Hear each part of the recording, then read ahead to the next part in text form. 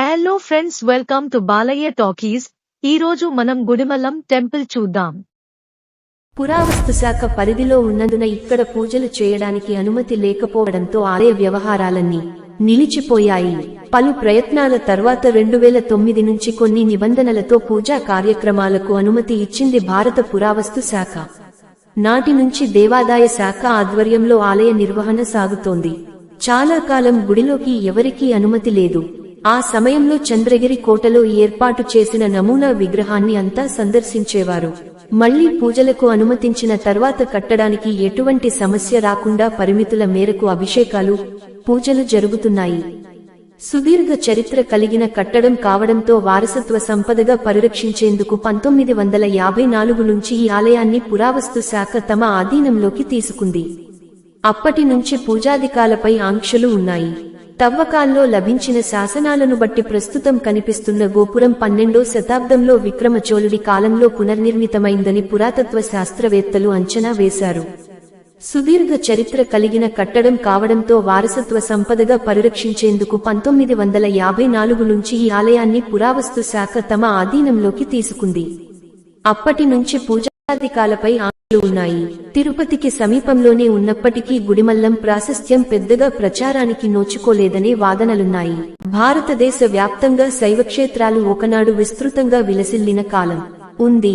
అందులో పలు ఆలయాలు ఇప్పటికీ ప్రాశస్త్యం పొందుతున్నా గుడిమల్లం వంటి ఆలయాలు ఎలాంటి ప్రాధాన్యత లేకుండా మిగిలిపోతున్నాయి. తగిన సదుపాయాలు, ప్రచారం లేకపోవడం ప్రధాన కారణాలని గుడిమల్లం కార్యనిర్వహణాధికారి కె. రామచంద్రారెడ్డి అంటున్నారు. ప్రస్తుతం వాటిపై శ్రద్ధ పెట్టి సదుపాయాలు మెరుగుపరిచే ప్రయత్నంలో ఉన్నామన్నారు. గుడిమల్లం ఆలయంలో విగ్రహం పురుషుడి అంగాన్ని పోలి ఉంటుంది. 7 అడుగుల ఎత్తున ఉండే శిల్పంపై తలపాగా, ధోవతి ధరించిన రూపం రుద్రునిదిగా భావిస్తారు. లింగాకారం ముందు ఒక చేత్తో మేక తలను పట్టుకుని యక్షుని భుజాలపై నిలబడిన రుద్రుడి రూపం ఇక్కడ మాత్రమే కనిపిస్తుంది. విగ్రహంపై ఉన్న వస్త్రధారణ ఋగ్వేద కాలంనాటిదని కొందరు భావిస్తారు. అయితే సింధు నాగరికతను తలపించేలా లింగాకారం ఉంటుంది. ప్రాచీన కాలంలో స్త్రీని కొలిచే ఆచారం ఉండేది. అప్పట్లో మాతృస్వామ్య వ్యవస్థకు మూలంగా ఉన్న మహిళలకు ఆ గౌరవం దక్కింది. ఆ తర్వాత స్త్రీలపై పురుషుడి ఆధిపత్యం మొదలు కావడంతో దానికి సూచికగా లింగాకారాన్ని పూజించడం మొదలయ్యింది. గుడిమల్లం ఆలయానికి సుదీర్ఘ చరిత్ర ఉంది. తిరుపతికి సమీపంలోని ఏర్పేడు మండలంలో ఉన్న గుడిమల్లం ఆలయ విశిష్టత గురించి ప్రాచీన శాసనాల్లోనూ పలు ఆధారాలు లభిస్తున్నాయి. గర్భగుడిలో రూపం, చేతిలో మేక తలకాయతో ఉన్న లింగాకార విగ్రహం చిత్తూరు జిల్లా గుడిమల్లంలో పూజలందుకుంటోంది. శైవ ఆచారాల ప్రకారం ఇలాంటి మానవరూప శివాలయాలు అరుదుగా కనిపిస్తాయి. అనంతపురం జిల్లా అమరాపురం మండలంలోని హేమావతి గ్రామంలోనూ ఇలాంటి మానవ లింగాకార విగ్రహం ఉంటుంది. క్రీస్తుకు పూర్వమే ఆంధ్రప్రదేశ్లోని ఓ ప్రాచీన ఆలయంలో లింగాకారానికి పూజలు చేయడం విశేషంగా చెప్పవచ్చు. పురుషాంగం ఆకారంలో ఉండే విగ్రహాన్ని శతాబ్దాలుగా ఇక్కడి ప్రజలు కొలుస్తున్నారు. ప్రస్తుతం భారత ప్రభుత్వ పురావస్తు శాఖ ఆధ్వర్యంలో ఉన్న ఈ ఆలయంలో పరిమితుల మేరకు అభిషేకాలు, పూజాధికాలు సాగుతున్నాయి. ఇక్కడి కట్టడాలు, విగ్రహాలపై సుదీర్ఘ పరిశోధనలు జరిగాయి. ఇక్కడ లభించిన ఆధారాల సహాయంతో అనేక మంది ఈ ఆలయ కాల నిర్ణయం, విశిష్టతలను నిర్ధారించే ప్రయత్నం చేశారు. 1911లో గోపీనాథరావు అనే పురాతత్వ శాస్త్రవేత్త సంవత్సరం పాటు ఈ ఆలయంపై పరిశోధన చేసినట్టు ఆధారాలున్నాయి. 1908 నాటి బ్రిటిష్ గెజిట్లలో ఇక్కడి కట్టడాలకు సంబంధించిన వివరాలను నమోదు చేశారు. చోళుల తర్వాత పల్లవ, గంగపల్లవ, రాయుల కాలంలో ఈ ఆలయంలో కార్యకలాపాలు సాగేవని చరిత్రకారుల పుస్తకాల్లో రాశారు.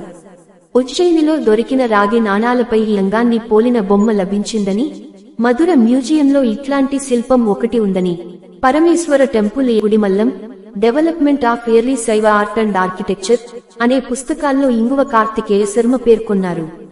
ఆనంద కుమారస్వామి, జితేంద్రనాథ్ బెనర్జీ వంటి అంతర్జాతీయ పురాతత్వవేత్తలు, శాస్త్రవేత్తలు కూడా శిల్ప చరిత్రలోనే అరుదైన ఈ శివలింగాన్ని తమ రచనల్లో ప్రస్తావించారు.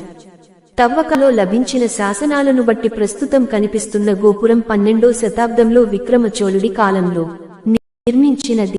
వెనుక లింగాకారం, ముందు యక్షుడి రూపాన్ని పోలిన రుద్రుడు, చేతిలో మేక పెట్టడమే కాకుండా దాని చుట్టూ రాతి కంచె నిర్మాణం కూడా కనిపిస్తుంది. ఇదంతా మౌర్యుల కాలం నాటి కట్టడి రీతిని చెప్పాలి. శాతవాహనుల కాలం నాటి ఇటుక బేస్మెంట్ కనిపిస్తుంది. నలుపు, ఎరుపు రంగులలో ఉండే విగ్రహం అత్యంత ప్రాచీనమైంది. గుడిమల్లంలోని ఈ ఆలయాన్ని పరశురామేశ్వర ఆలయంగా చెబుతున్నారు.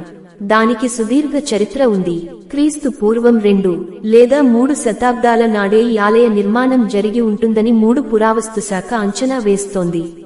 ఒకప్పుడు ఈ గుడి పల్లపు ప్రాంతంలో ఉండడం వల్ల గుడిపల్లం అనే పేరు వచ్చిందని, క్రమేణా అది గుడిమల్లంగా మారిందని రాయలసీమ ప్రసిద్ధ ఆలయాలు పుస్తకంలో ఈలెం చంద్రశేఖరరావు పేర్కొన్నారు.